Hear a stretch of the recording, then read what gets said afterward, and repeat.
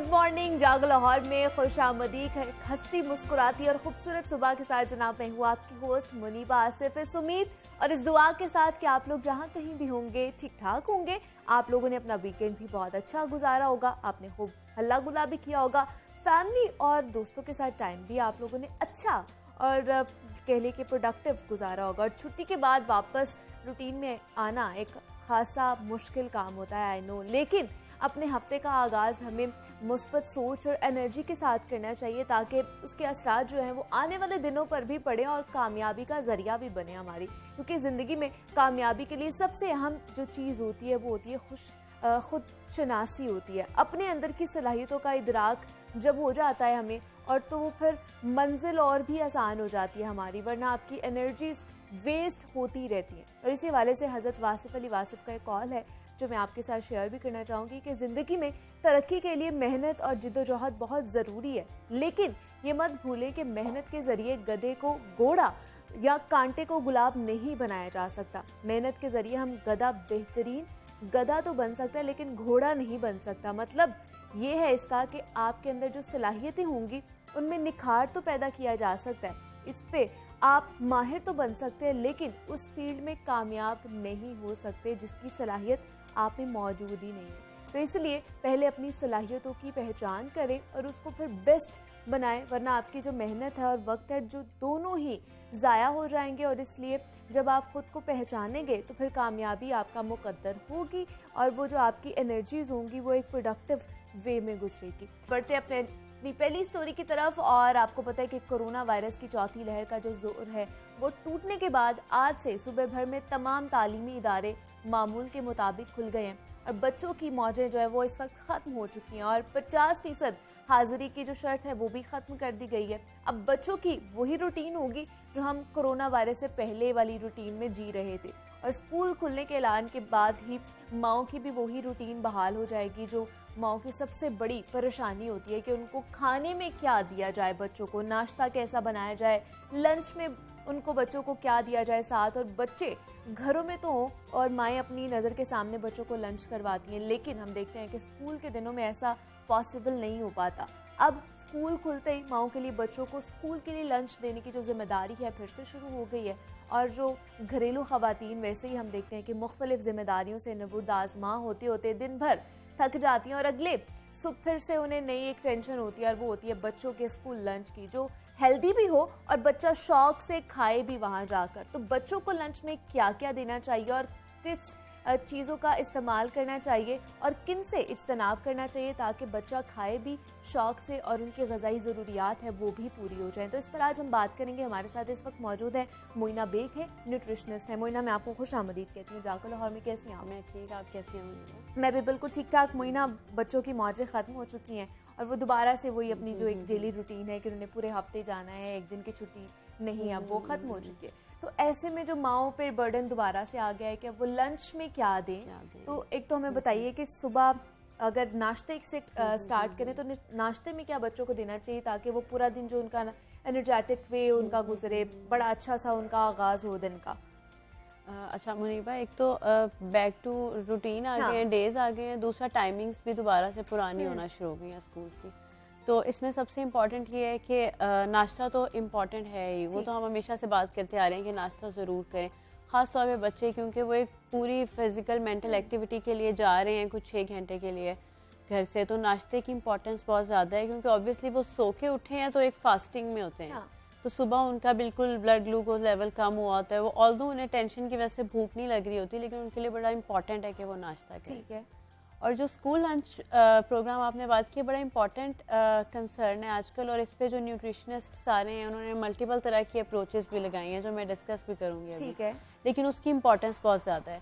एक तो ये कि स्कूल एज चिल्ड्रन की ग्रोइंग एज है, तो ग्रोथ और उस सब के लिए तो इम्पॉर्टेंट है ही। और फिर जिस चीज़ की वजह से वो स्कूल जा रहे हैं, मतलब पूरा बेनिफिट एजुकेशन का लेने के लिए आपको जो कंसंट्रेशन, जो एनर्जी, जो सारी चाहिए वो आपकी एक तो नाश्ते पे डिपेंड करती है और एक जो मिड में आपका वो ब्रेक बच्चों की आती है और उसमें उन्होंने लंच करना होता है, उस पर डिपेंड करती है।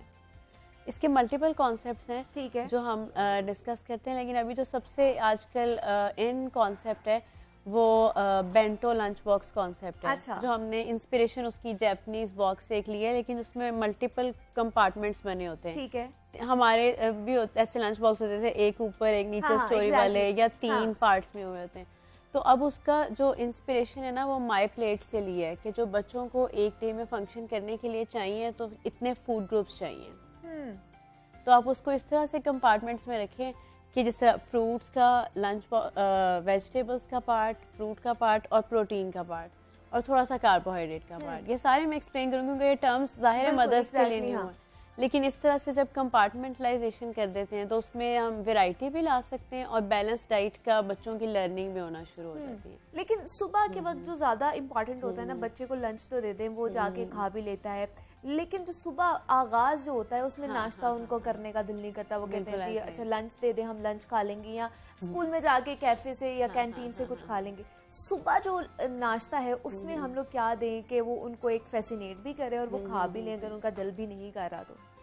नाश्ते में तो मेरा तो ये ओपिनियन बड़ों बच्चों के लिए यही है कि आपने बैलेंस डाइट जितनी लेते हैं ना, तो एक तो आपका एक लंबा पीरियड आप अच्छी एक्टिविटी कर सकते हैं। अब बैलेंस डाइट में ये है कि आप जितने फूड ग्रुप्स ऐड कर सकें, नट्स ऐड करें, फ्रूट्स ऐड करें, मिल्क ऐड करें, ब्रेड ऐड करें एनर्जी के लिए, क्योंकि हमें सुबह सुबह कंसंट्रेशन के लिए भी चाहिए, एनर्जी के लिए भी बिल्कुल चाहिए। एग्जैक्टली। हाँ, और फिर ये है कि फिर क्योंकि एक लंबे गैप के बाद अब जिस तरह घर में बच्चे स्नैकिंग कर रहे हैं, कुछ भी, वो रूटीन अब चेंज हुई है। अब आप सुबह नाश्ता करेंगे, फिर एक ब्रेक के बाद लंच है, फिर उसके बाद भी एक सर्टेन टाइम पीरियड है, फिर वो ऑफ पे जाएंगे, फिर वो घर आके लंच करेंगे। तो ये क्योंकि मील्स में इंटरवल है तो इनका बैलेंस्ड होना और इनका न्यूट्रिशनल होना ज़्यादा इम्पॉर्टेंट हो गया है।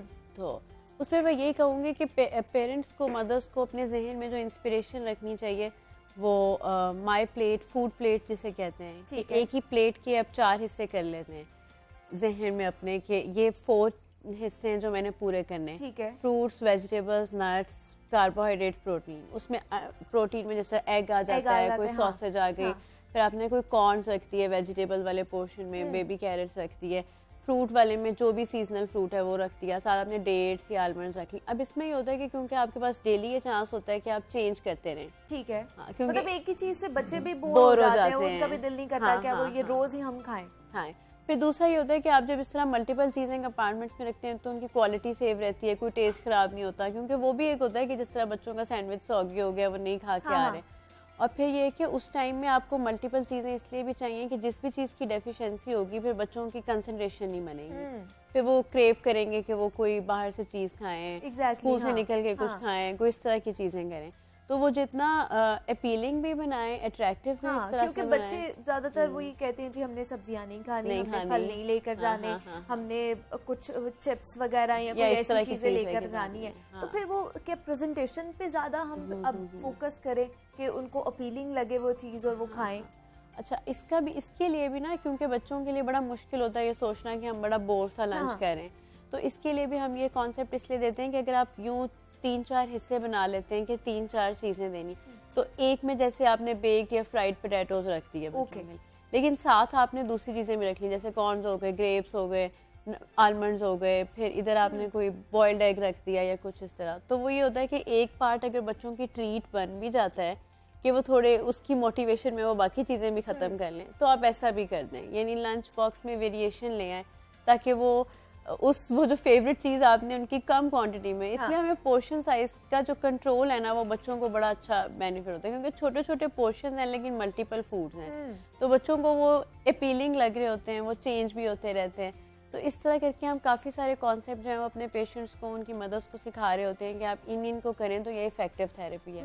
और फिर ये इसलिए भी इफेक्टिव है कि मल्टीपल रिसर्चेस ने शो भी किया है कि बच्चों को उसमें वो जिस तरह से आप अपीलिंग लंच बॉक्स बनाते हैं, उनके पार्ट्स करते हैं और उसमें वो फ्रेश चीज़ें रहती हैं, तो वो उस तरह से अपना लंच बॉक्स जो है वो ख़त्म करने पे फोकस करते हैं। बिल्कुल एग्जैक्टली। मतलब मुझे अपने दौर का याद है, हमें तो जो भी अम्मी डाल के देती थी लंच बॉक्स में हम खा लेते थे, लेकिन आजकल के जो बच्चे हैं वो ऐसे नहीं है। वो अगर उनकी पसंद का नहीं है लंच बॉक्स में कुछ, तो वो खा कर नहीं आएंगे, वो वैसे ही लंच बॉक्स साथ लेकर आएंगे। दूसरा जो अब लंच की बात होगी, अब कुछ जो ड्रिंक्स साथ लेकर जाते हैं, मतलब कुछ शरबत वगैरह भी बच्चे लेकर जाते हैं, देन कुछ और भी चीज़ें होती हैं, फिजी ड्रिंक्स, जूस वगैरह लेकर जाते हैं, तो उनका भी कोई अल्टरनेट है कि हम घर में कुछ ऐसी चीज़ें कर लें या मतलब बाहर से जो ये तो उनकी सेहत के लिए भी अच्छे नहीं है जो डब्बा पैक बिल्कुल ऐसे है, क्योंकि वो फिर से वही सारा इम्बैलेंस जो हम क्रिएट हाँ। करने की कोशिश करें वो फिर से आ रहा है। तो अब तो ये कि आसानी है, बच्चों के सिपी कप्स और फ्लास्क कैसे बने होते हैं जिसमें आप कोई भी फ्रूट जूस ऐड कर सकते हैं, मिल्क शेक्स ऐड कर सकते हैं। इवन बच्चों को जैसे कुछ ड्रिंक्स पसंद होते हैं, चॉकलेट मिल्क वगैरह, हाँ। तो आप उनकी मतलब हर बच्चे की वेरिएशन के हिसाब से आप उसका हेल्दियर ऑप्शन, क्योंकि एक तो वो क्लीनलीनेस घर वाला होगा, फिर आपने खुद उसमें कैलोरी कंट्रोल करना है। तो लेट्स से उन्होंने इस तरह की कोई फिजी या इसको रिप्लेस करने की आदत बनानी है तो वो भी इसी तरह से बनानी है, क्योंकि एक बड़ा इंपॉर्टेंट मील उनका स्कूल में हो जाता है।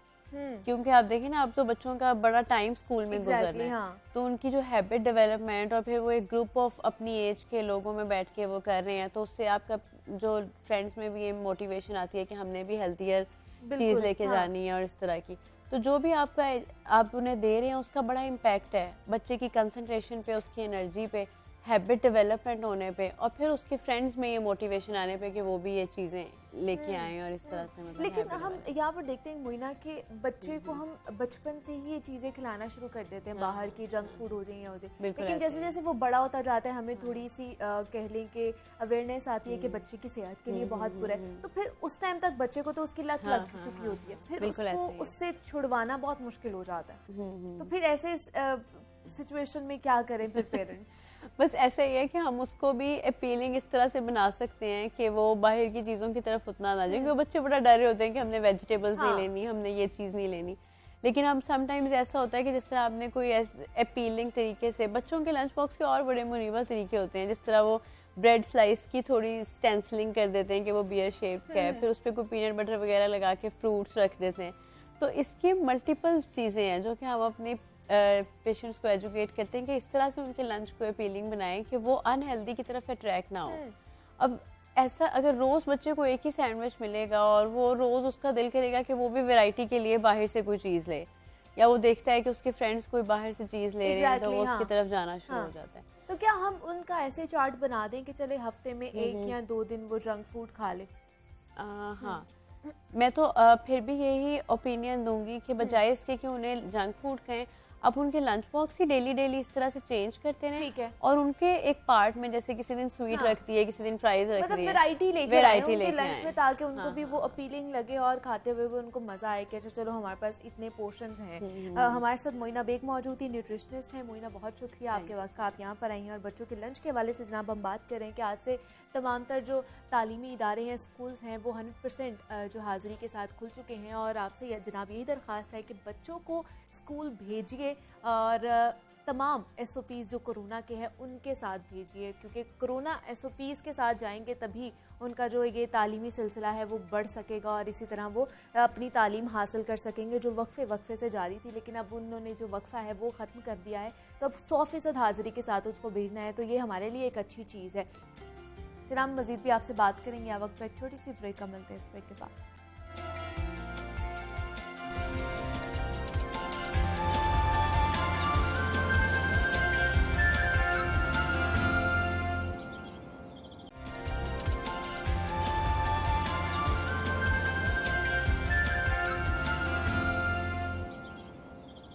वेलकम बैक टू जागो लाहौर। जनाब अब कुछ बात हो जाए माशरे के एक अहम लेकिन निगलेक्टेड फैक्टर की। तो ट्रांसजेंडर हम देखते हैं कि कम्युनिटी के हमारे माशरे का एक अहम हिस्सा है, लेकिन माशरा तस्लीम नहीं करता इन्हें, और अपने सर्वाइवल के लिए उन्हें बहुत सी मुश्किलात का सामना करना पड़ता है। और हम देखते हैं कि ज़्यादातर ट्रांसजेंडर जो है वो भीख मांगते हुए नज़र आते हैं या नाच गाना करके अपना गुजर बसर करते हैं। उनकी तालीम और तरबियत, इलाज, मुआलजे और रोज़गार के लिए कोई इक़दाम नहीं किए जाते, जिसकी वजह से उनकी हालत कभी भी बेहतर नहीं हो पाती है। लेकिन हर कम्युनिटी में कुछ लोग ऐसे होते हैं जो दूसरों के लिए मिसाल बनते हैं और ये साबित करते हैं कि बुलंद हौसले, स्ट्रॉन्ग डिटर्मिनेशन और मेहनत के ज़रिए हम कुछ भी मुमकिन बना सकते हैं। आज हम आपकी मुलाकात एक ऐसी ही बासलाहियत और बाहिम्मत मेहमान से करवाने जा रहे हैं जिन्होंने साबित किया है कि मुश्किलात के बावजूद अपनी मंजिल हासिल की जा सकती है। उन्होंने ट्रांसजेंडर होने के बावजूद वकालत की डिग्री हासिल की है, सड़क पर भीख मांगकर अपनी फीस अदा की है। घर छोड़कर मुश्किल हालात के बावजूद ना सिर्फ इंटरनेशनल रिलेशंस में मास्टर्स किया है बल्कि पाकिस्तान के पहले ट्रांसजेंडर वकील का एजाज भी हासिल किया है। ये सब कैसे मुमकिन हुआ है, क्या क्या मुश्किलात आड़े आई हैं, ये उन्हीं की ज़बानी जान लेते हैं। हमारे साथ इस वक्त मौजूद हैं निशा राव हैं, पाकिस्तान की पहली ट्रांसजेंडर वकील हैं। निशा, मैं आपको खुश आमदीद कहती हूँ। जागो लाहौर में कैसी हैं आप? मैं बिल्कुल ठीक ठाक। निशा, सबसे पहले तो आपको बहुत बहुत मुबारक कि आपने अपनी डिग्री मुकम्मल कर ली है। तो हमें अपने इस सफ़र के बारे में बताइएगा। ये जो सफ़र आपका सड़क से शुरू होकर कमरा अदालत तक ख़त्म हुआ है, कैसा सफ़र रहा, कैसे मुमकिन बनाया आपने इस सफ़र को? सबसे पहले तो मैं आपका शुक्रिया अदा करूँगी कि आपके चैनल ने ट्रांसजेंडर कम्युनिटी के इश्यूज़ को और मेरी लाइफ को हाईलाइट किया। Thank you again. बेसिकली जो मेरा ताल्लुक़ है लाहौर से है। मैट्रिक तक तालीम मैंने अपनी फैमिली में हासिल की। उसके बाद मैं मूव करके अपनी ख्वाहिशों के साथ कराची आ गई। जब मैं कराची में आई तो मैं अपने बुरुजिला सिस्टम में जो हमारी कम्युनिटी है उनके साथ मैं रहने लगी। और जब मैं उनके साथ रहती थी तो हमारी कम्युनिटी में लोग एजुकेशन हासिल नहीं करते थे और जिसकी वजह से मसलन कि हमारी कम्युनिटी को इतनी ज़्यादा अहमियत सोसाइटी में नहीं दी जाती। तो मैं भी अपनी कम्युनिटी के साथ ही रहने लग गई और उनके साथ मैं भीख मांगने लग गई। जब मैंने 2-3 साल वेस्ट कर दिए तो मुझे लगा मुझे कुछ अच्छा करना चाहिए। तो फिर मैंने अपनी तालीम दोबारा से स्टार्ट कर दी। सुबह में मैं भीख मांगती थी सिग्नल पे, शाम में मैं पढ़ने जाती थी। भीख मांगकर मैंने इंटर किया, बीए किया, फिर मैंने आईआर में मास्टर किया और फिर मेरी गुरु ने मेरा सिंध मुस्लिम लॉ कॉलेज में एलएलबी में एडमिशन करवा दिया। जब मैं सिंध मुस्लिम लॉ कॉलेज की भी स्टूडेंट थी तो उस टाइम भी मैं रोडों पर बैगिंग नहीं करती।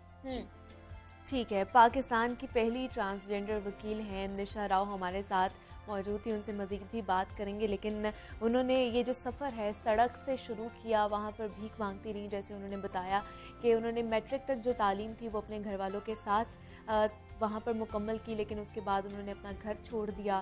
फिर जो ख्वाजा सराओं की कम्युनिटी है वो ज्वाइन कर ली और वहाँ पर जाके एक शहर से दूसरे शहर मूव ऑन की और वहाँ पर जाके फिर अपना जो कम्युनिटी में जाके अपना जो आगे का सफ़र था वो तय किया है। निशा, हम देखते हैं कि वकालत एक मुश्किल और मेल डोमिनेटेड आप कह लें कि एक शोबा है, तो आपको वहाँ पर कितनी मुश्किलात का सामना करना पड़ा?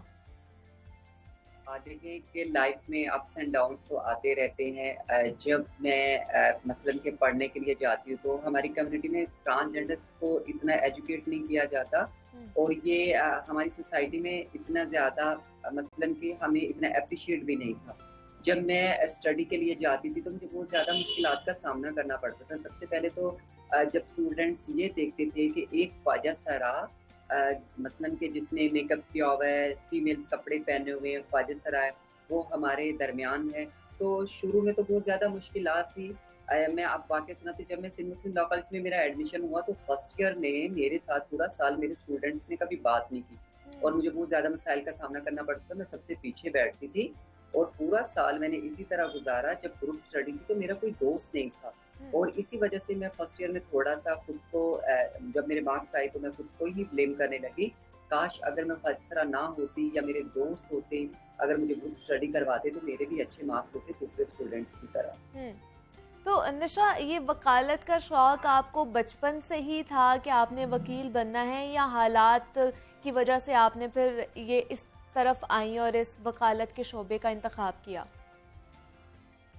जब मैं कराची में अपनी कम्युनिटी के साथ रहती थी तो हमारी कम्युनिटी ज़्यादातर बैगिंग करती है।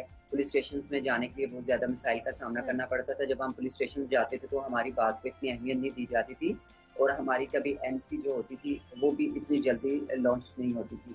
और क्यों हम ज़्यादातर कच्ची आबादियों में रहते हैं, वहाँ पर बहुत ज़्यादा मसाइल होते हैं, अनपढ़ लोग होते हैं, मंशियात फरोश, और वो फलसफों के साथ बड़ा बुरा तरीके से पेश आते थे। तो मैं इन सारी चीज़ों को देखा और फिर मैंने सोचा मैं पढ़ी लिखी हूँ, क्यों ना मैं अपनी कम्युनिटी को रिप्रेजेंट करूँ कराची में, क्यों ना मैं इनके लिए कोई ऐसी प्रोफेशनल डिग्री लूँ जिससे मैं इनको सपोर्ट कर सकूँ और जो मेरी ज़िंदगी है मैं इनके लिए सेक्रीफाइस कर दूँ। तो फिर मैंने लॉ की तरफ सोचा। तो कितनी स्ट्रगल करनी पड़ी? एक शहर से दूसरे शहर आप मूव की, वहाँ पर सारे जाके पहले खुद को एडजस्ट किया, वहाँ का एनवायरनमेंट जाना, कितनी स्ट्रगल थी वहाँ पर? जब भी मैं अपने पास्ट के बारे में सोचती हूँ तो मेरे अभी भी रोंगटे खड़े हो जाते हैं कि इंसान की ज़िंदगी में बहुत ज़्यादा मुश्किलात हैं। वही माँ जिसने मुझे पैदा किया, उसी को सबने पैदा किया, लेकिन फिर सोसाइटी में इतना तासुब क्यों? जब मैं रोड पर थी तो बहुत ज़्यादा मुश्किलात थी, जब माँगती थी तो लोग समझते थे मैं झूठ बोल रही हूँ, और फिर जब मेरी फंडिंग नहीं थी, कोई मेरी फ़ीस पे नहीं करता था, जिसकी वज़ह से मुझे बहुत ज़्यादा मुश्किलात का सामना करना पड़ता था। किसी इंसान का दिल नहीं चाहता कि वो भीख माँगे, क्यों उसकी इज़्ज़त दाँव पर लग जाती है, लोग मायूब नामों से पुकारते हैं। बस हालात इस तरह के थे, जो बस मैंने जो उस टाइम जो मुझे समझ में आया मैंने किया।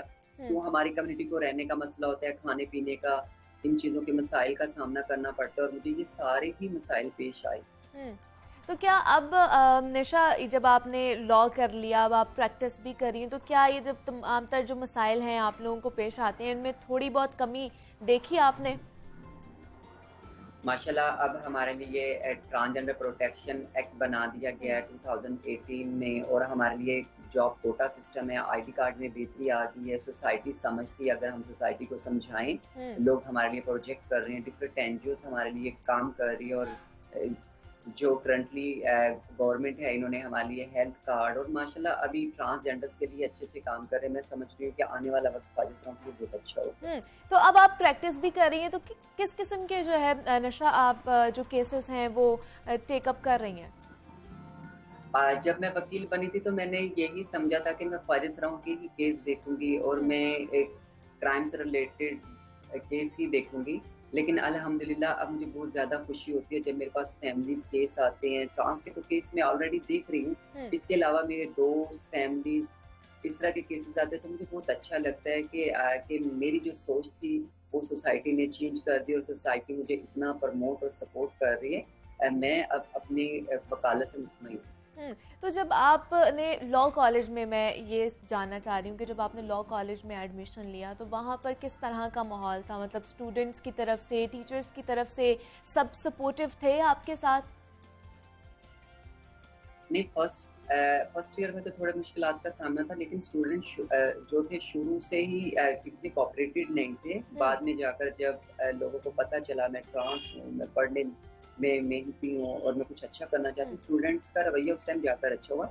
लेकिन टीचर्स का जो रवैया था वो स्टार्टिंग से ही मेरे साथ अच्छा था। अगर टीचर्स मुझे कोऑपरेट ना करते, सपोर्ट ना करते, तो मैं आज इस मुकाम तक नहीं पहुंचती। बिल्कुल ऐसे ही है।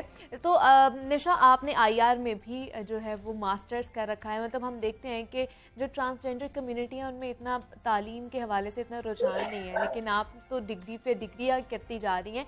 तो इसका ख्याल कैसे आया कि मैंने आईआर में भी जो है वो मास्टर्स करना है? आईआर में मेरा एक दोस्त था, मेरा नेबर था कराची में, वो उसने एडमिशन करवाया था आईआर में।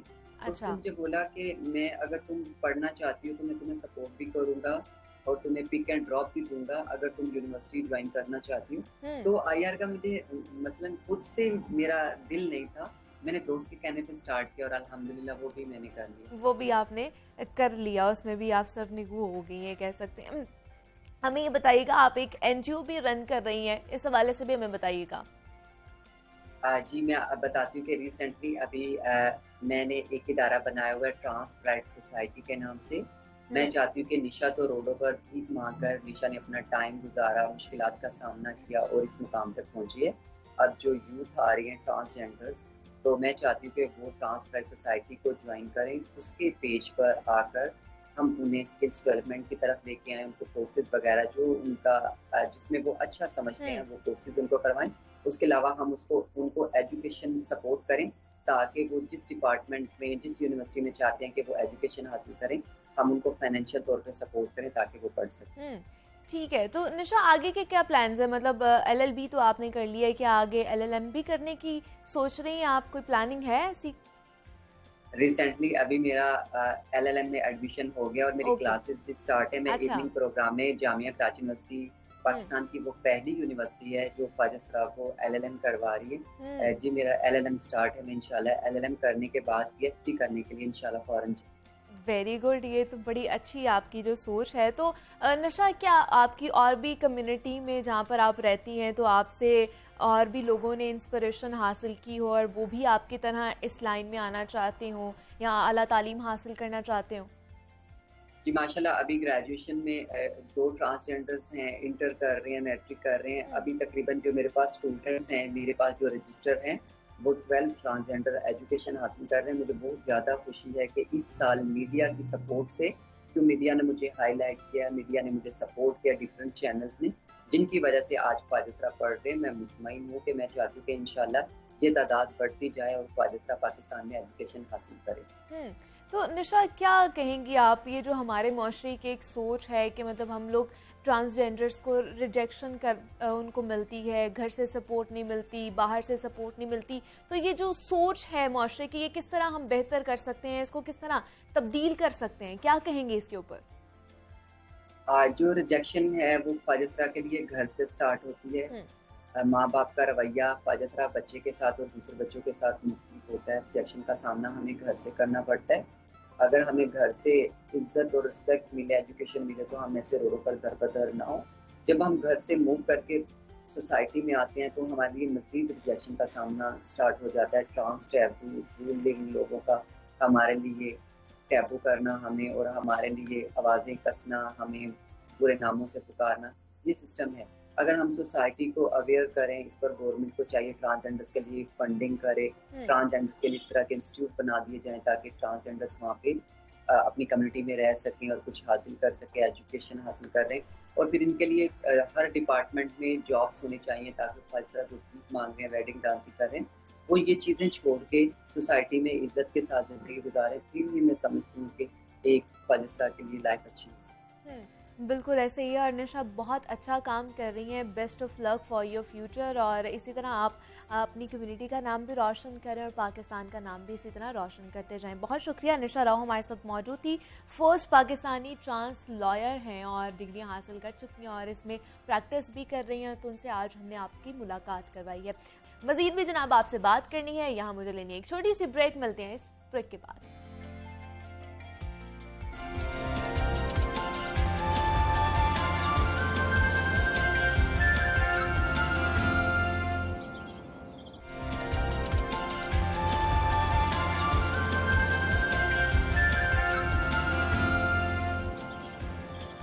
वेलकम बैक टू जागो लाहौर। जनाब वैसे तो बेटी जो है अल्लाह की रहमत उसको कहा जाता है, लेकिन पैदा होने से लेकर मरने तक उसकी ज़िंदगी के हर हिस्से में किसी न किसी मुश्किल का सामना रहता है। कभी कम उम्री में जबरी शादी हो जाती है, तो कभी इल्म के हसूल में मुश्किलात का सामना रहता है, कभी विरासत में हिस्सा नहीं मिलता, तो कभी सिनफी इम्तियाज का निशाना बनाया जाता है। पाकिस्तान समेत दुनिया भर में आज कम सिन लड़कियों का आलमी दिन मनाया जा रहा है और इस दिन को मनाने का मकसद लड़कियों को दरपेश मसाइल, सिनफी इम्तियाज और उनके लिए मुसावी मौक़ों की अदम दस्तयाबी की तरफ तवज्जो दिलाना है। और आज के तरक्की याफ्ता दौर में पाको हिंद समेत दुनिया के दीगर ममालिक में मासूम बच्चियां अदम तहफ़्फ़ुज़ का जो है वो शिकार हैं। और सरकारी तंजीम गर्ल्स आर नॉट ब्राइड्स के सर्वे के मुताबिक पाकिस्तान में तकरीबन 19 लाख लड़कियों की कम उम्री में शादी कर दी गई है। हमारे मुआशरे में बच्चियों को किन किन मसाइल का सामना करना पड़ता है और इनका सोल्यूशन कैसे मुमकिन है, इस पर आज हम बात करेंगे। इस वक्त हमारे साथ मौजूद हैं प्रोफेसर डॉक्टर रुबीना जाकिर हैं, डायरेक्टर हैं institute of social and cultural studies के और पंजाब यूनिवर्सिटी से इनका ताल्लुक है। डॉक्टर रुबीना, मैं आपको खुशामदीद कहती हूँ जागो लाहौर में। कैसी हैं आप?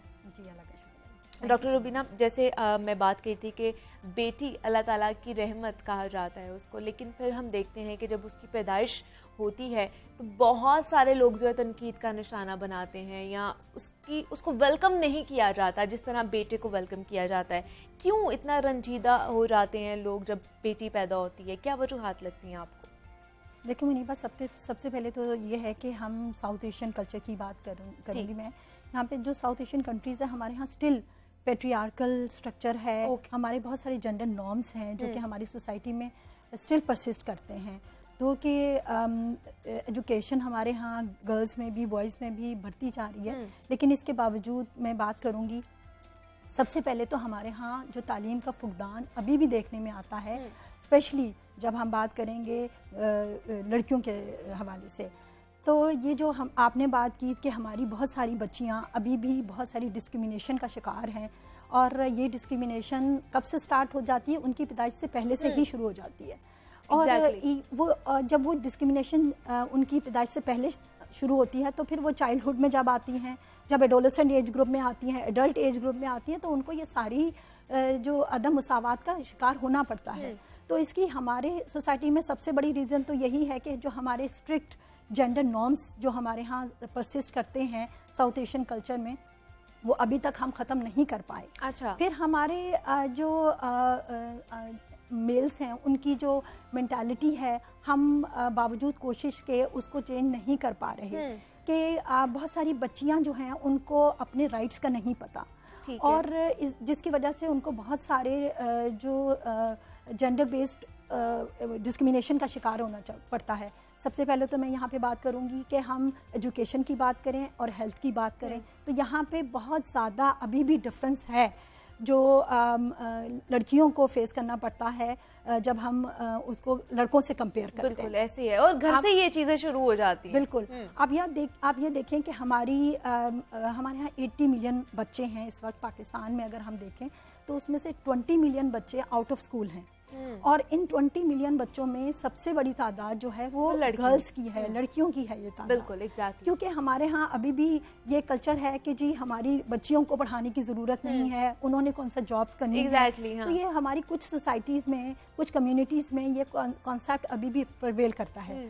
और मैं ये नहीं कह रही कि हमारे पूरे पाकिस्तान में ये सूरत हाल है। अभी बहुत ज़्यादा डिमांड लड़कियों की एजुकेशन की बढ़ भी रही है। ऐसे बहुत सारे इलाके हैं, जैसे आप कराची की बात करें, लाहौर हैं, लेकिन ये बड़े शहरों में है कि बच्चियों को लोग पढ़ाना चाहते अभी हैं भी। लेकिन कुछ ऐसे इलाके हैं या देहात हैं, वहाँ पर भी अभी ये वाला कल्चर मौजूद है। लेकिन हम देखते हैं डॉक्टर रुबीना के किसी के आए दिन आप भी ये वाक़यात सुनते होंगे, हम भी बहुत सारे ऐसे वाक़यात सुनते हैं कि किसी के घर चौथी या तीसरी बेटी होगी तो ससुरालियों ने या फिर शौहर ने ही अपनी बीवी पर तशद्दुद किया। तो इसकी क्या मतलब, इसके पीछे का कॉन्सेप्ट क्या है? क्या आपको लगता है कि तरबियत का फुकदान है या तालीम की कमी है इनमें? देखिए, इसमें हम उन माँ बाप को भी ब्लेम नहीं कर सकते। मसला ये है कि हमारा सोशल स्ट्रक्चर ही इस तरह का है। अच्छा। कि हमारी बच्चियों को उस तरह मतलब मेल डोमिनेटेड ही है कि जी जो हमारा पेट्रियार्कल स्ट्रक्चर है, हमारी सोच है कि जी जो बॉयज़ हैं वो लड़के हैं वो ज़्यादा वैल्यूएबल हैं। अच्छा। और जब तक हम ये कल्चर ख़त्म नहीं करते कि लड़का और लड़की बराबर हैं, ये हमारा सोशल स्ट्रक्चर लड़कियों को भी बराबरी तस्लीम नहीं करता लड़कों के मुकाबले में, जब तक हम ये चेंज नहीं ला सकते। अब ये देखें ना, अब एजुकेशन के हवाले से हम अपने लड़कों को ज़्यादा तालीम देना चाहेंगे लड़कियों की, क्योंकि हमें पता है बच्चियों ने शादी करके दूसरे घर चले जाना है।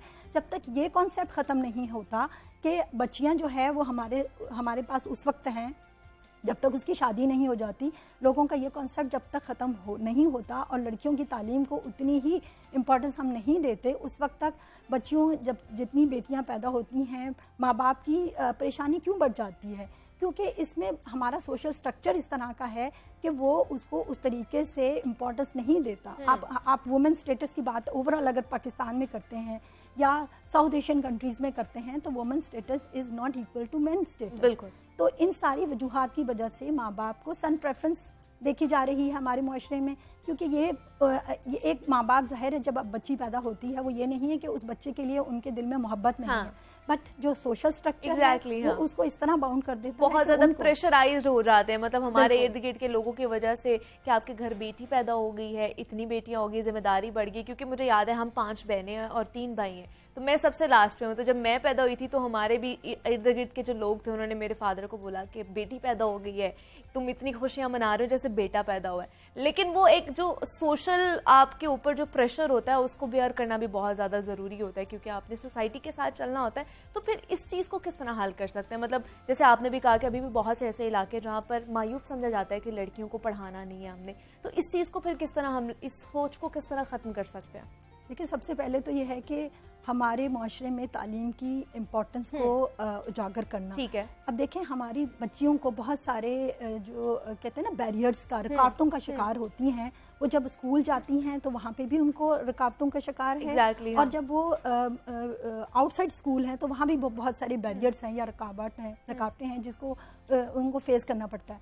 अब वो क्या हैं, हमें ये देखने की ज़रूरत है कि देखें डिफरेंट कम्युनिटीज़ में जो ये बैरियर्स हैं, barrier to girls education, these are different.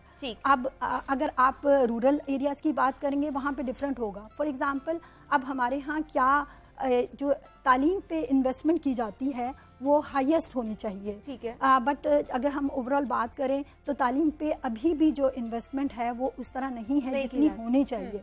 4% of GDP should be spend on education, जो कि अभी नहीं है। इसकी वजह से क्या होता है कि इसकी वजह से हमारे स्कूल्स जो हैं वो उतने नंबर हमारे पास मौजूद नहीं हैं जितनी के हमारे पास बच्चे हैं उस एज ग्रुप में जिनको स्कूल जाना चाहिए। ठीक है। अब पेरेंट्स को बहुत ज़्यादा ट्रैवल करके बच्चियों को स्कूल छोड़ना पड़ता है और उसकी वजह से बहुत दफ़ा होता है कि वो बॉयज़ तो खुद से स्कूल जा सकते हैं लेकिन बच्चियों को उनको खुद से लेके जाना पड़ता है।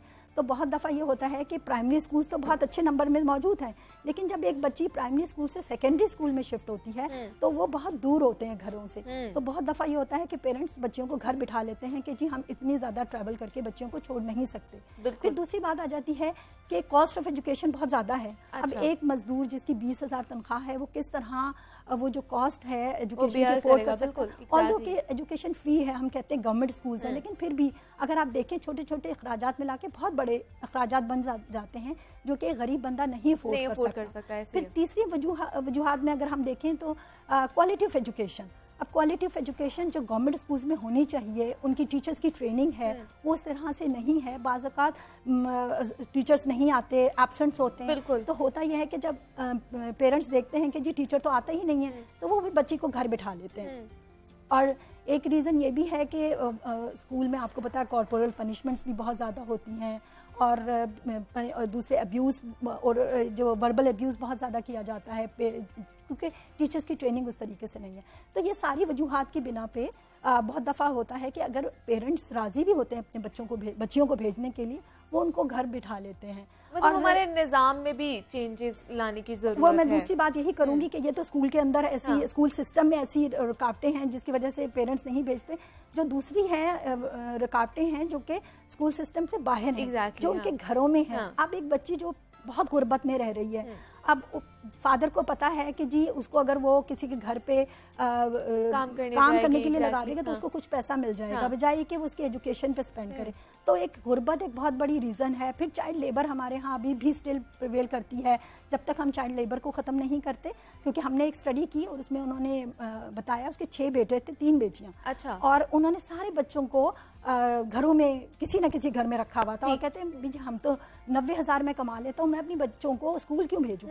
तो जब तक हम चाइल्ड लेबर का जो प्रॉब्लम है यहाँ से अपनी सोसाइटी से रिजॉल्व नहीं करते, पेरेंट्स जो है बच्चों को भेजने के लिए राजी नहीं होंगे। अच्छा, एक बहुत बड़ी बात जो कि हमारे स्ट्रक्चर की तरफ से भी आ जाती है वो ये है कि क्या हमारी गवर्नमेंट क्या हमारी इन्फोर्समेंट इस तरह की स्ट्रिक्ट है कि हमारे बच्चे ज़रूर स्कूल जाने चाहिए। देखें, मैं जर्मनी में मेरे कुलीग आए, सिर्फ छुट्टियां थी ना जून जुलाई की, उसमें वो रहने के लिए वहाँ पे आए और पुलिस उनके घर पहुंच गई और उन्होंने कहा कि भाई जून में हमारा बच्चा तो स्कूल जाता है। अच्छा। आपके बच्चे घर स्टे नहीं कर सकते, इनको स्कूल जाना होगा अगर ये बेशक अपनी वहाँ से छुट्टियां लेके आए, बिकॉज के हमारा यहाँ पे स्कूल टाइम है तो बच्चों को स्कूल जाना होगा। तो ये है स्ट्रिक्ट इन्फोर्समेंट के बच्चा जो है उसको स्कूल जाना है। उनकी ये एज ग्रुप है कि उनको स्कूल उन फैमिलीज को अप्रोच किया जाए जो नहीं वो अपने बच्चों को भेज रही। और मतलब यहाँ पर भी इस तरह की स्ट्रिक्ट इन्फोर्समेंट होनी चाहिए, कानून में तब्दीलियाँ यहाँ पर भी लानी चाहिए, निज़ाम में तब्दीलियाँ लाने की बहुत ज़्यादा ज़रूरत है हमारे यहाँ पर। प्रोफेसर डॉक्टर रुबीना जाकिर हमारे साथ मौजूद थी। बहुत शुक्रिया डॉक्टर कि आपने हमें वक्त दिया और आप यहाँ पर आई हैं और इस अहम मौजू पर हमारे साथ बात की है। जनाब, हम बेटियों के हवाले से बात करते, जिस तरह डॉक्टर रुबीना का भी कहना था कि कानून में जो है उसमें भी तब्दीली लाने की ज़रूरत है। दूसरा, जो बेटियों को और लड़कियों को अपने हुकूक के बारे में भी जानना अब के दौर में बहुत ज़्यादा ज़रूरी हो चुका है, ताकि उनको पता हो कि उन्होंने कौन से सिचुएशन में क्या फ़ैसला लेना है। मज़ीद भी आपसे बात करनी है, लेकिन यहाँ वक्त एक छोटी सी ब्रेक का मिलते हैं। इस ब्रेक के बाद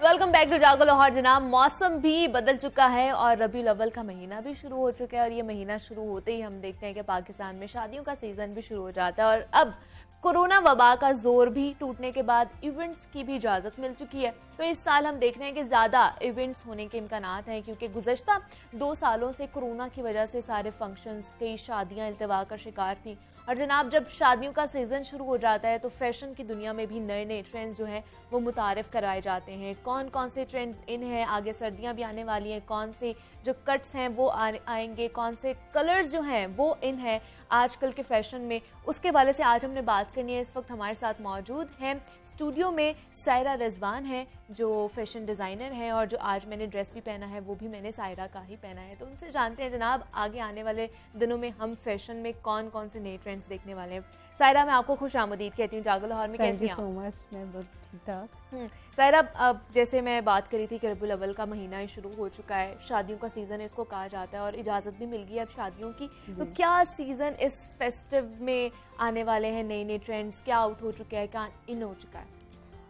अच्छा, एक तो ये बहुत अच्छी खुशखबरी है कि पोस्ट कोरोना जो है सब चीज़ें एकदम से एक लाइफ आ गई है बिजनेस में। बिल्कुल।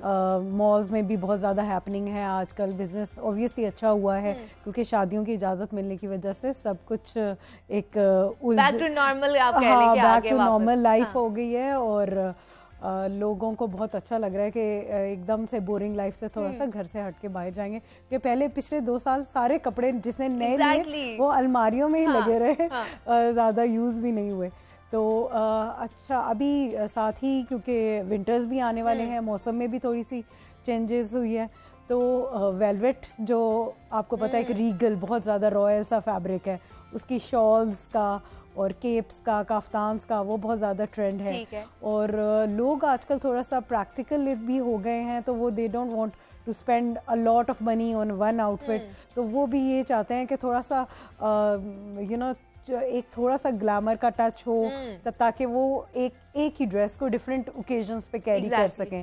तो वो वेडिंग्स भी इसी तरह से, क्योंकि अभी तो इंटीमेट वेडिंग्स थी, पहले छोटे इवेंट्स हो रहे थे, तो थ्रू आउट ये चल रहा था कि ऐसे ड्रेसेस हों जो वो मल्टीपल यूज़ कर सकें। लेकिन अभी जो है एक थोड़ा सा चेंज आया है, अब लोग हैवी फॉर्मल्स की तरफ भी जा रहे हैं दोबारा। तो अगर सायरा आपके बारे में मैं पूछूं तो कब से आपने ये स्टार्ट किया फैशन डिज़ाइनिंग? और जैसे मैं अगर बात करूं तो आपका एक अलग ही फील्ड थी, नेवी में आप पहले थी और उससे एजुकेशन ब्रांच। हाँ, तो मतलब वहां से स्विच करके इस साइड पे आना, मतलब क्या ख्याल क्या था आपका? जी 2012 से मैंने ये काम स्टार्ट किया था। अच्छा। फैशन डिज़ाइनिंग की तरफ में आई। इससे पहले आई वाज इनटू एजुकेशन। मैंने मास्टर्स किया है कराची यूनिवर्सिटी से, गोल्ड मेडल लिया था। तो फिर उसके बाद मैं यूनिवर्सिटीज़ में पढ़ाती थी। अच्छा। I was into business communication, English language courses and public relations, ये सब मैंने लाहौर में, इस्लामाबाद में यूनिवर्सिटीज़ में पढ़ाया 4-5 साल। फिर उसके बाद मैं नेवी में चली गई, एजुकेशन ब्रांच में सिलेक्ट हो गई थी। 5-6 साल मैंने वहाँ पे काम किया। फिर उसके बाद मैंने रिज़ाइन करके बस एक ये था कि individual I wanted to do something for my own name and वो हालांकि मुझे बहुत अच्छा एक्सपीरियंस मिला एडमिनिस्ट्रेशन का नेवी से, और अभी भी जो मैं बिज़नेस कर रही हूँ, I think the administration I learn from navy कि किस तरह जो है आपने ऑर्गेनाइज करना है चीज़ें, ह्यूमन रिसोर्स है। अब हम सोचते हैं ना कि एक आप फैशन डिज़ाइनिंग करें तो आप हर वक्त कपड़ों में ही नहीं, it's all business orientation, marketing भी हम देख रहे होते हैं कि एक हमने प्रोडक्ट लॉन्च किया तो हमने उसको मार्केट किस तरह करना है, और फिर हम अपना अकाउंट्स भी देख रहे होते हैं, ऑडिट भी कर रहे होते हैं हमारे जो आउटलेट्स हैं उन पे, मतलब जितनी चीज़ें जा रही हैं, कितनी सेल हुई हैं, कितनी बची हैं, तो वो सारी जो है ऑडिट भी होता है उसमें। और ह्यूमन रिसोर्स मैनेजमेंट है, आपने लोग हायर करने हैं, निकाले हैं, ये सारा। तो it is full of like one field है, लेकिन सारी चीज़ें उसमें, बजटिंग भी है आपकी आगे, मल्टीपल आप कह लें कि फैक्टर्स आ जाते हैं, just not designing, it's everything. तो फिर अब क्या क्या चल रहा है, मतलब लोग क्या डिमांडिंग है अभी ज़्यादातर लोगों की तरफ से, कौन से कलर्स हैं? अच्छा, आजकल कलर्स का तो यही है कि डार्क कलर्स दोबारा इन हो रहे हैं, और वो डे वाइज, अगर शादी के हिसाब से पूछे तो डे वाइज चलता है। और आजकल क्योंकि इवेंट्स बहुत ज़्यादा आ गए हैं, पहले ब्राइडल शावर होता है, फिर उससे निकाह होता है मस्जिद में, फिर उसके बाद जो है मेहंदी इवेंट्स, हाँ जी, फिर मायों, मेहंदी, शादी, वलीमा, फिर उसके बाद भी इवेंट्स चलते रहते हैं। तो वो डिफरेंट मल्टीपल ड्रेसेस बनते हैं अकॉर्डिंग टू थीम। अभी एक वेस्टर्नाइज बहुत ज़्यादा आ गया कि ब्राइडल शावर में लोग वो पजामा सेट्स भी पहन रहे हैं, वो ब्राइड मेड्स हैं, सिल्क के pyjamas with their names on it, और अच्छा। वो बहुत सारा कुछ काफ़ी वेस्टर्नाइज ट्रेंड आ गया है लोगों में। और अच्छा भी है कि थीमेटिक एक चीज़, बहुत ज़्यादा फ़ोटोशूट्स अच्छे लगते हैं एक थीम में बने हुए। और शेंदी इवेंट एक है, अगर आप उन दोनों को, मेहंदी और वेडिंग को कंबाइन करके शेंदी इवेंट हो जाता है। तो डे वाइज कलर सिलेक्शन होती है। बारात में थोड़ा ट्रेडिशनल की तरफ जाते हैं, मैरून्स हो गए, स्किन, गोल्ड्स, लेकिन वलीमे की तरफ एक जो स्विच हुआ है अभी, silver jewellery and diamond jewellery, silver jewellery और विद सिल्वर वर्क। पहले सिर्फ गोल्ड्स एंड डार्क कलर्स होते थे, अब पेस्टल कलर्स में आ रहे हैं, पेस्टल कलर्स और सिल्वर ज्वेलरी। तो वो बहुत ज्यादा, मतलब ये अब स्विच कर गए, ये इन ज्यादा हैं। और मेरे ख्याल से डे और नाइट के लिहाज से भी इवेंट का भी डे नाइट का भी है, क्योंकि ज्यादातर अब आजकल रात को धुंध हो जाती थी, तो इवेंट्स जो है डे टाइम में चले गए, डे टाइम में चले गए, क्योंकि रात को धुंध की वजह से मुश्किल होता था लोगों को आना जाना भी। तो वो सब चीजें जो है, fashion is dictated by all these events, weather, occasion, daylight, exactly इन सारी चीजों को मद्देनजर रख के ही एक चीज निकाली जाती है। अब आगे आपकी अब जो है विंटर कलेक्शन भी आ रही होगी, उस पर आप लोग काम भी कर रहे होंगे, तो उस पर किस तरह के लेके आ रहे हैं? मतलब जैसे आपने पहना हुआ है प्लेन लेकर आ रहे हैं, पजामा हो गया, ऊपर शर्ट होगी, और जो है कट्स क्या आ रहे हैं, क्या आपके दिमाग में क्या चल रहा है? अच्छा, वो डिफरेंट है। अगर आप, क्योंकि मेरा लग्जरी प्रेट है जिसमें I do casual formal, luxury parade, और उसके अलावा ब्राइडल्स में तो वो अलग हो गया कि सेमी फॉर्मल्स और फॉर्मल्स है। लेकिन डे वेयर में लोग ज़्यादातर जो है ना सिंपल कट्स, उसके लिए फैब्रिक में ला रही हूँ, खद्दर है, लिलन है, मरीना है, वेलवेट्स हैं, ये सारे विंटर के फैब्रिक्स हैं जिन पे हम काम कर रहे हैं। और प्लेन्स के साथ, जैसे आपने देखा होगा, अभी मैंने ये आज स्कार्फ एंड प्लेन कपड़े, ये अभी आजकल मेरे अपनी पर्सनल चॉइस बनी हुई है, तो इंशाल्लाह ये भी इंट्रोड्यूस कराना है हमने खद्दर में विद प्रिंटेड स्कार्फ वगैरह। और उसके अलावा लिलन और मरीना के मैक्सी ड्रेसेस बहुत ज़्यादा इन हो गए आजकल, वेस्टर्नाइज में भी। तो और जैसे आजकल मैंने भी ये इनके बहुत सारे फ्रॉक्स पहनती हूँ जो मैं शिफॉन में होते हैं, जी, शिफॉन ये भी आजकल बहुत ज्यादा ट्रेंडी है।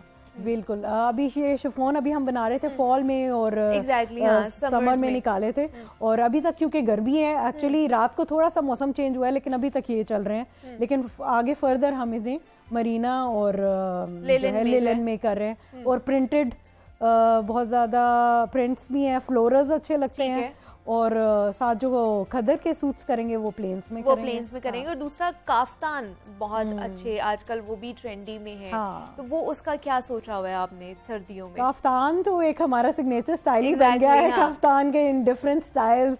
हाँ, तो वो वेडिंग के लिए भी लोग, मैंने आपको बताया ना, जैसे वलीमा होता है तो उसमें थोड़ा वेस्टर्नाइज हो जाता है, तो वलीमे में लोग काफ्तान पहनना पसंद करते हैं, साड़ीज भी, काफ्तान्स भी।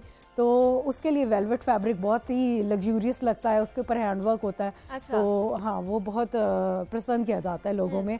तो बल्कि हम कुछ और भी कट्स लाना चाहते हैं, जैसे asymmetrical, but my client is demanding like maxis, kaftans. तो जब मैं कुछ ज़रा डिफरेंट करना चाहूँ तो लोगों को बड़ी मुश्किल से कन्विंस करना पड़ता है, क्योंकि एसिमेट्रिकल कट्स होते हैं तो वो कैरी करना जरा मुश्किल होता है। exactly, हाँ, तो वो जरा स्टाइलिश अगर लेकिन यहाँ पे बहुत सारी साइरा क्वेरीज आती हैं कि अगर हम कौन से लोगों को ज्यादातर काफ्तान पहनना चाहिए, मतलब अगर मोटे दुबले, या कौन से लोगों को ज्यादा अच्छा लगेगा काफ्तान पहनना, क्या कहेंगी आप? अच्छा, काफ्तान एक ऐसा स्टाइल है जो मोस्टली सारे लोग कैरी कर लेते हैं, except the extra large set. हाँ, बाकी लोग तो दुबली पतली लड़कियों पे भी अच्छा लगता है, मीडियम साइज पे भी अच्छा लगता है, और छोटे लोगों पे भी अच्छा लगता है, बिकॉज एक वो वन लॉन्ग थिंग होता है, तो it gives them a height, तो वो भी अच्छा लगता है इसलिए। और आप हील्स पहन सकते हैं, आपके अगर थोड़ी सी बल्की लेडी हैं तो वो बल्जेस सारे जो है वो कवर हो जाते हैं, तो वो अच्छा लगता है। लेकिन थोड़ा सा कैरी करने का भी स्टाइल होना चाहिए, क्योंकि कुछ लोग इस तरह पहन लेते हैं कि वो स्लीपिंग सूट लगता है, तो थोड़ा सा उसमें जो है ना ये देखना होता है कि आपने किस तरह कैरी करना है। और दूसरा काम आजकल मतलब किस तरह के चल रहे हैं, आजकल मिरर वर्क बहुत ज्यादा चल रहा है, वो किस तरह आप देखती हैं उसको? क्योंकि पुराने ज़माने में हम देखते थे कि हमारी अम्माओं और दादियों के ज़माने में ये मिरर वर्क होता था। ये सारे ओल्ड ट्रेडिशंस रिवाइव हुए हैं, मिरर वर्क चल रहा है, उसके अलावा ब्लॉक प्रिंटिंग बहुत ज़्यादा चल रही है जी, वो इन है। और उसके अलावा जो अपने हाथ के काम की ग्रेस है वो तो अलग ही है, वो भी चल रहा है। लेकिन वो जब थोड़ा सा बजट से ज़्यादा हो जाता है तो ऑब्वियसली वो शादियों के इवेंट पे जो है हाथ का काम चल रहा है। exactly. तो अगर आप मशीनी काम करवाएं तो वो थोड़ा लो बजट में हो जाता है, फिर शीशे का काम है, तो इस तरह ये आप चॉइस अपनी है, जितना आप उसमें इंक्रीज करना चाहें, जितना गुड़ डालेंगे उतना मीठा होगा। लेकिन मेरा स्टाइल दरअसल ये है कि मुझे अच्छा लगता है कि अगर आप छोटा सा कोई बंच लगाया हुआ है, कोई एक एलिमेंट ऐसा हो जाए, बहुत ज्यादा भरा भरा भी चीज अच्छी नहीं लगती ना, बिल्कुल मोनोटोनस मैचिंग अच्छी लगती है, आपने जैसे कपड़े हैं वैसी आप ज्वेलरी सारा कुछ हो जाए, हाँ, तो वो अच्छा लगता है कि कंट्रास्ट करके चीजें पहननी चाहिए। दूसरा मुझे बताइए, कोरोना जैसे हम 2 साल हो गए इससे जूझते हुए, तो कोरोना में ज्यादा क्लाइंटेज आई या कम हुई? क्या इफेक्ट क्या पड़ा कोरोना का? कोरोना में ऑनलाइन बिजनेस बहुत अच्छा रहा, क्योंकि online business and price range थोड़ा कम। जैसे हम लोगों ने अपनी प्राइसेस भी 5000 तक कर दी, फिर उसके बाद मैक्सीज लाए तो वो हमने 35 तक कर दी, to reach out to more masses. ठीक है, क्योंकि वही के इवेंट्स नहीं हो रहे थे, ज़्यादा हैवी फॉर्मल्स किसी ने नहीं पहने थे, कोई शादी वगैरह नहीं हो रही थी, इवन ईद बहुत गर्मियों में आई तो लॉन्च चल रहा था, तो ये सारे हमने अपनी जो है प्राइस रेंज को भी कम किया, अपने हमने एक्सपेंसेस भी थोड़े से कम किए, तो ये सारी कट डाउन करके जो है ना एक बहुत ज़्यादा एवोल्यूशन आई इन 2 सालों में। अच्छा, हाँ, क्योंकि जब ऑनलाइन सिस्टम्स पे सारे लोग चले गए, इवन मैं अभी भी देखती हूँ, हम जहाँ से फैब्रिक भी परचेज करते हैं तो ऐसे ऐसे लोग जिन्होंने कभी कंप्यूटर यूज़ नहीं किया था, now they are also selling on online business, और बहुत एक अच्छा रुझान रहा कि लोगों को ऑनलाइन की तरफ, जैसे बाहर तो बहुत ज़्यादा पहले ही लोग ऑनलाइन लेते थे, तो अब पाकिस्तान में भी ये चेंज आया है कि लोग अब कहते हैं कि घर से ही शॉपिंग करें बैठ के। बिल्कुल एग्जैक्टली, और अच्छा भी है कि कोरोना के SOPs का भी ख्याल रखा जाता है कि आपको अगर ऑनलाइन एक अच्छे शॉप से, अच्छी जगह से अगर एक चीज़ मिल रही है और घर तक आ रही है, क्वालिटी भी अच्छी है, तो फिर क्यों ना ऑनलाइन ही उसको ख़रीदा जाए। और अगर आप लोग भी चाहते हैं कि अच्छे अच्छे कपड़े पहने, और जिस तरह के मैं कपड़े पहनती हूँ, तो आप सायरा से जो है वो उनके इंस्टाग्राम पे वहाँ पर इनसे रुजू कर सकते हैं और अच्छे कपड़े वहाँ से आपको मिल सकते हैं। सायरा रिजवान हमारे साथ मौजूद थी, फैशन डिज़ाइनर है। सायरा, बहुत शुक्रिया आपके वक्त का, आप यहाँ पर आई हैं। और you carry my dresses so well, मेरे सारे क्लाइंट्स को आप बहुत अच्छी लगती हैं और आपकी पिक्चर्स देके रेफरेंस देते हैं कि हमें ये वाला ड्रेस चाहिए। ठीक है जी, हम बात कर रहे थे फैशन के हवाले से कि आगे सर्दियां आने वाली हैं, शादी सीजन भी स्टार्ट हो चुका है, तो कौन कौन से फैशन डिज़ाइन जो हैं वो इन हो चुके हैं और कौन से आउट हो चुके हैं। उम्मीद करती हूँ कि जनाब आप लोगों को भी कुछ इस हवाले से इन्फॉर्मेशन मिल गई होगी ना। मुझे आपने इजाज़त देनी, अपना बहुत सारा ख्याल रखें।